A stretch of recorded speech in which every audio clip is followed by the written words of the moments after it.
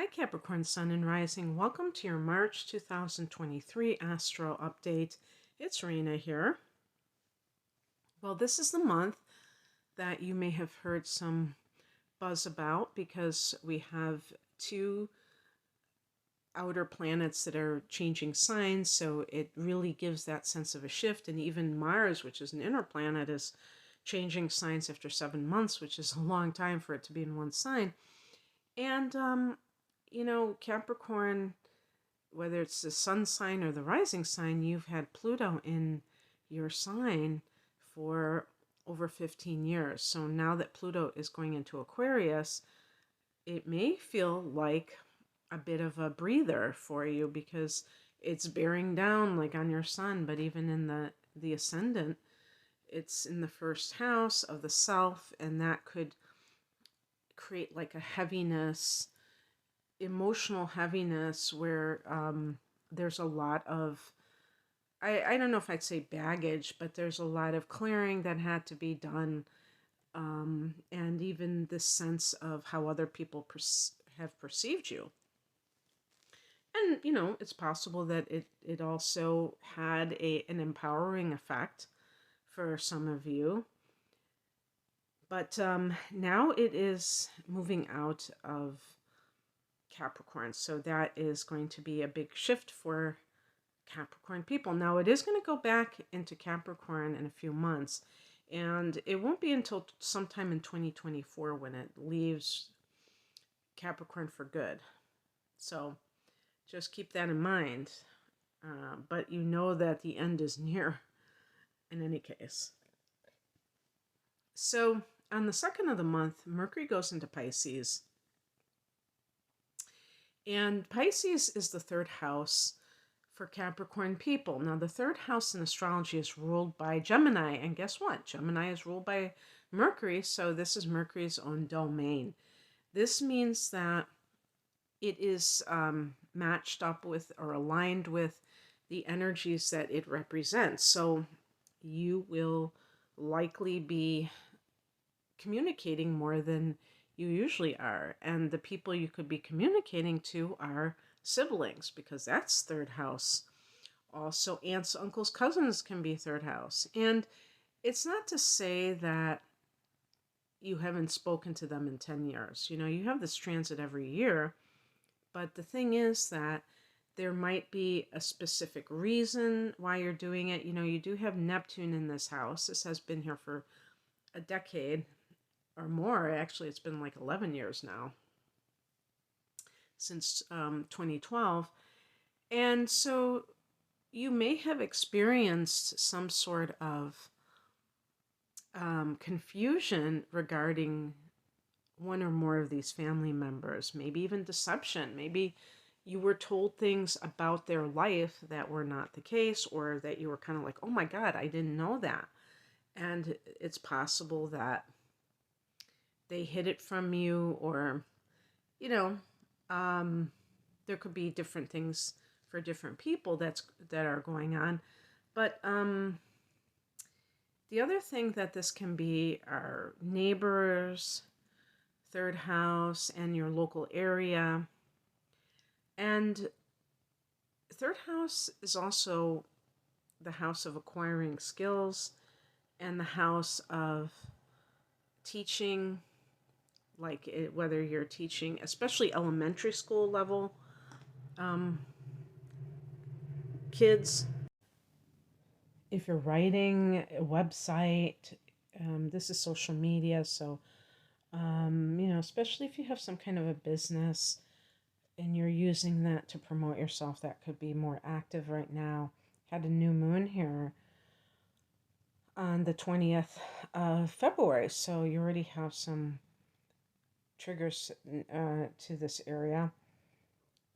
On the 7th, full moon at 16 degrees of Virgo, and that's the same day as Saturn goes into Pisces, the opposite sign, opposite house. So we're talking about that third, ninth house axis, and the third house being, I want to say lower education. I've never heard that expression. Maybe I coined it. But elementary school, high school, or maybe even early childhood, and then you have, I think they always talk about elementary school, and then university with the Virgo. The ninth house is expansion, whether it's mental expansion through higher learning, um, geographically through long distance travel, or philosophically through your belief system, your God. This could be organized religion, so your version of God. And there's a full moon here, so some people could be graduating from college, and whether you're 22 or 42. And I think I was about 42 when I graduated college, come to think of it. Certainly, it's not what you think. Not everybody graduates college when they're in their 20s. But, maybe you're dropping out of college because you just feel like it's a waste of time and a waste of money. And interestingly, when Saturn goes into that third house on the same day, it's almost like symbolic, because the third house can be, credentials, training, and stuff like that. Now, people have pointed out that there are these community college courses that you can take that are much shorter than a 4-year degree, where you can learn to have this profession, and you don't have to spend all this time and all this money, and you can make a nice living for yourself. The only thing I would say about that is you have to, as far as I'm concerned, you would have to have some interest in that area, or else you would just be doing it to be pragmatic, but it wouldn't really be something that you have a passion for. In some cases, that's fine, because you are doing it for a specific reason. Maybe you are raising a family and you just want to have a steady income, even if you know that this is not something you want to do for the next 40 years. You're willing to gain valuable skills so that you can at least have that to fall back on if you have other things that you're interested in. But there are some people that they may actually be interested in these areas. So anyway, that can be what you're getting into. And Saturn in the third house can definitely be somebody who is taking seriously their the skill set that they have.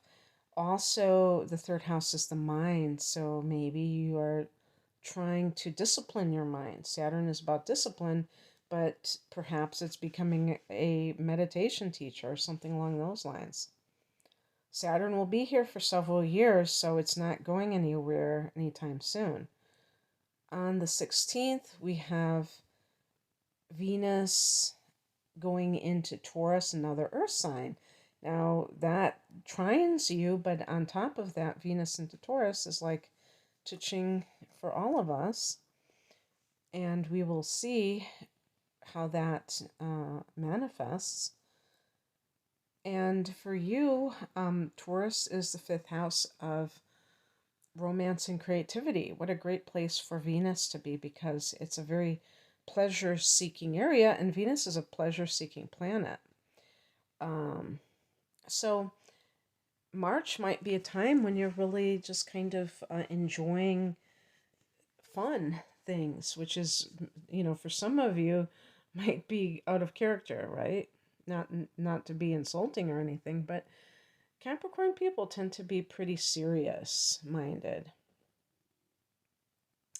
But, as you get older, you get younger, and you can get more laid back and more willing to maybe indulge yourself because you feel like you've paid your dues. So if you, for instance, have just graduate from college, and it might be that you're taking your finals. I know most colleges end in May, or that's graduation, but I'm just saying, like, it's all over but the shouting probably around March. You may be like, okay, now I can let my hair down, and these kinds of things. I've achieved this goal. And obviously, there's always people who are retiring or they're taking time off for some reason, and it's all good. So, um, this can be very, this is a house of creativity. So, Venus is definitely appreciative of creative endeavors. And Venus also is about moolah or money. Wherever she lands, there could be some kind of profit to be made. And if you have artistic creations, you may have found a way to profit from them. So maybe you do painting just for a hobby, and someone sees it and says, "Oh my God, I want this piece," and you're like, "Hey, I just discovered a new way to make some money." Um, and love, lest we forget about love. I mean, this is a house of romance, so for sure this could be a very romantic time. Mars comes out of its shadow in Gemini on this day, and the significance of this is that between this date of March 16th and April 7th, there are no planets in the shadow period and no planets that are, whatchamacallit, retrograding. So how long is that? So we're 16th, 23rd, 30th. Yeah, it's like just a little over 3 weeks that we're talking about. And that's all technical because even there's not even going to be a Mercury retrograde until the 21st of April. So, and some people launch things when there's a Mercury retrograde. I gave an example of somebody who has, I think, who made like $7 million last year, has like a coaching business, and they were talking about how they launched their at that time, I think it was their biggest launch ever, and they did it during a Mercury retrograde. So it's very important for me to say these things. I know I'm talking on both sides of my mouth. I do it very well. Thank you very much. Um, on the 19th, Mercury goes into Aries. So that's another cardinal sign. This is a whatchamacallit. I can't think straight. This is an angular house. So the first, fourth, seventh, and 10th houses are considered angular houses, and this is supposed to be where a lot of stuff in life happens. The fourth house being that house of home and family. Well, when I found out about this aspect of astrology, as usual, I'm kind of skeptical because I don't just take things that I read and just hold it close to my heart necessarily, because you're going to tell me that the second house of earned income is chopped liver. I mean, give me a break here. I really think that there's so much more than that. And so anyway, it is an important house because this is your domestic area. Mercury going into this house can mean talking to your mother or your father, for perhaps you're more active in your communication at this time.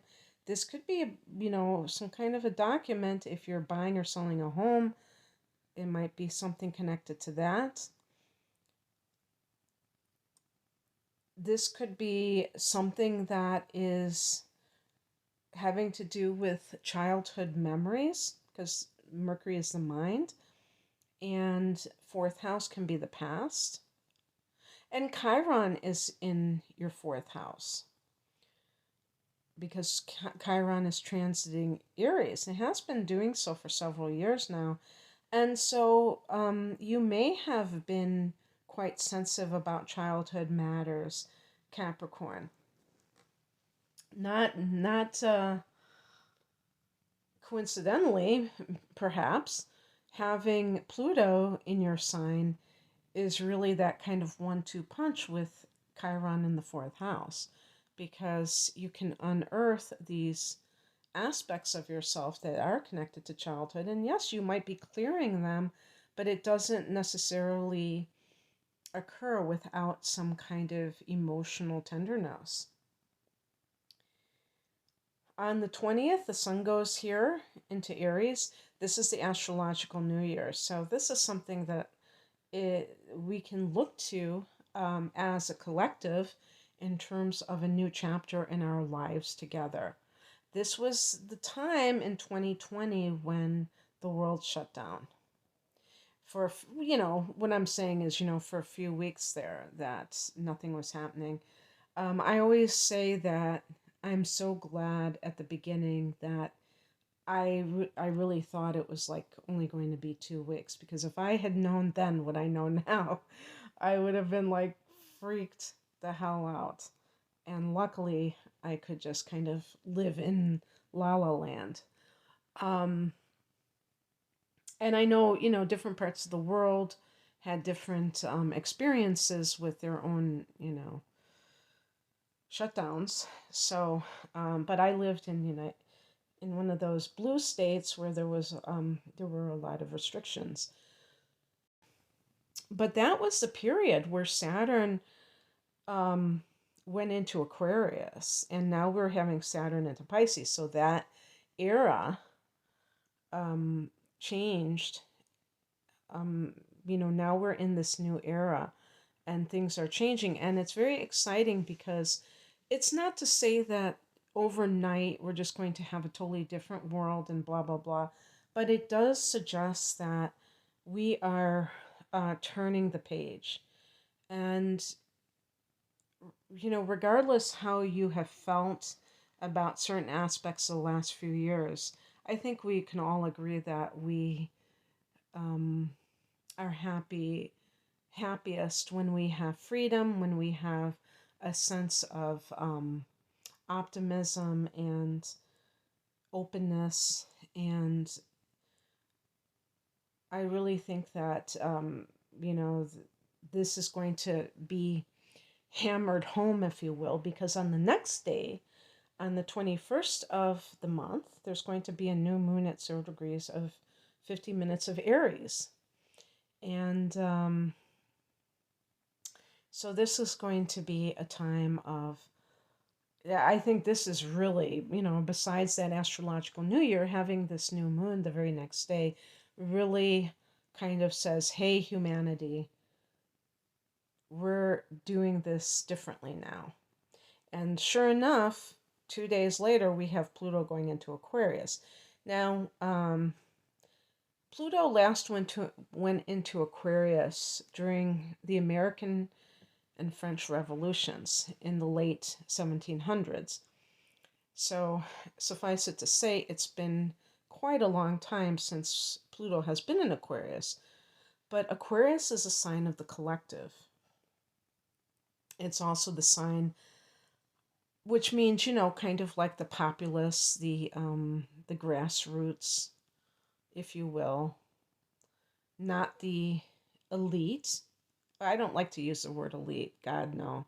I would say the powers that be. But the people, power to the people. John Lennon had the moon in Aquarius. John Lennon had a very Aquarian type of vibe to him. And he really vibed to that attitude of power to the people. And so this is going to be with Pluto, literally, and I don't like to use that word I mock people that overuse or misuse literally. So be careful if you ever say that to me. But literally, this is going to be power to the people, because Pluto can be power, and Aquarius is the people. But it's like out of the box. Aquarius is not the hive mind, okay? So this is beautiful as far as I'm concerned. This is really cool. Cool beans. And that sun in Aquarius is really amplified by having a new moon the next day.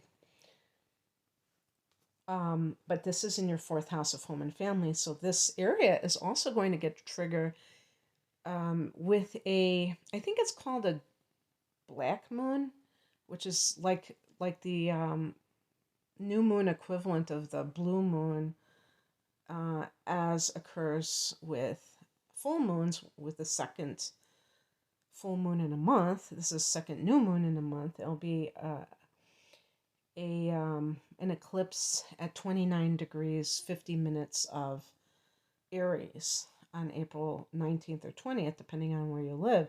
So you're going to start to have this cycle ushered in April, Capricorn, of triggers to your domestic side of life and your career side in Libra later in the fall. That'll be, or in October, for the career sector.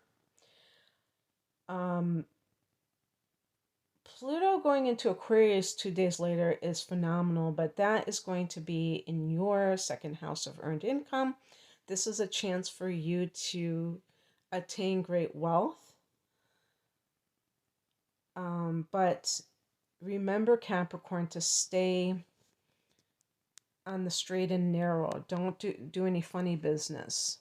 Keep kosher with your finances, how you earn money, because Pluto can be the lord of the underworld. You might get an offer that you feel like you can't refuse. Refuse it if it's not kosher. This is going to play out more in 2024 and beyond, because you are going to have, so Pluto's only going to go to 0 degrees of Aquarius, and you're going to have it back in Capricorn. On the 25th, Mars goes into Cancer. There's your opposite sign. And that's going to be the 7th house of committed partnership as well as legal affairs. So, I guess you've been having Mars for all these months in that 6th house. So maybe there've been a lot of conflict or competition in the workplace. And this kind of eases that. And because or maybe you've just been working your butt off. Who knows? Maybe you've been working overtime. With triggers to the career sector starting in October, this could be the result of all of your hard work, because it will be a solar eclipse. So it's going to be a lot of fresh new opportunities coming your way. So now that Mars is in the 7th house of committed partnership, you could be doing something